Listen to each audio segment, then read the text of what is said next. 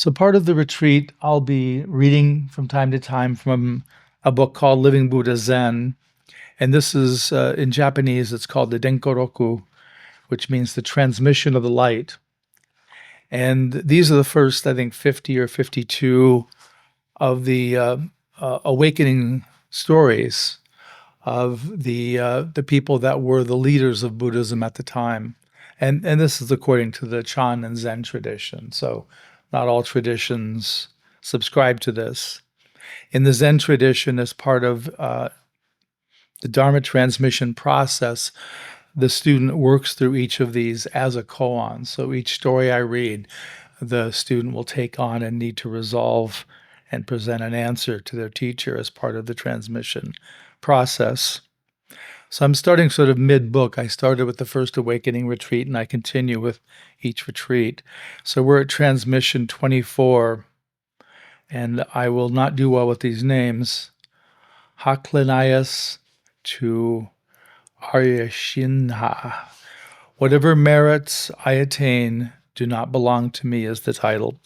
And this is a book that was written by one of the deceased teachers in our lineage, Lex Hixon. He was a Dharma heir of Glassman Roshi's.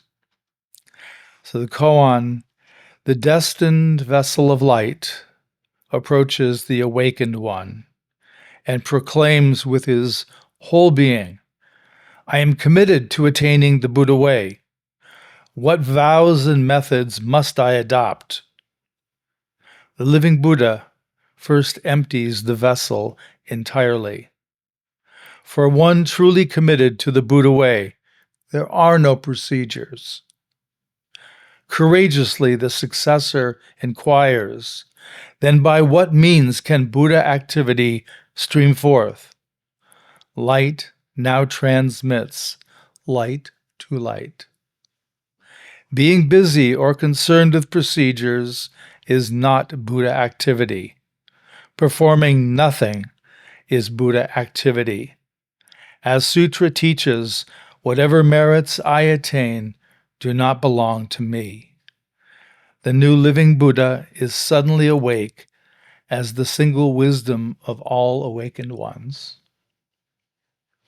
So this is a really one of the great koans in my view. Of course, I like all of them, but this one in particular, because he comes in really with great aspiration, but wanting to learn technique. What techniques do I need to employ for me to be on the Buddha way? And of course, the teacher is saying, no, any ideas, any concepts you have of a path, a practice, a resolution, all have to be put down. They get in the way. And so he has a way of cutting through it completely, where the student can finally see that being busy or concerned with procedures is not Buddha activity, performing nothing. So performing nothing. He doesn't say do nothing. He's saying performing nothing is Buddha activity. So that would suggest to us that all activity done from this place of nothingness, so of emptiness, so whatever is originating from the absolute, particularly the unmanifest, is Buddha activity. It is, it has at least a grain of realized intelligence to it. And then the line, which is great, whatever merits I attain do not belong to me. Well, he's already established that nothing is the way to be. Being nothing, performing nothing is the Buddha way. So how can there be any merits that one can accumulate? There's no one to gather these merits.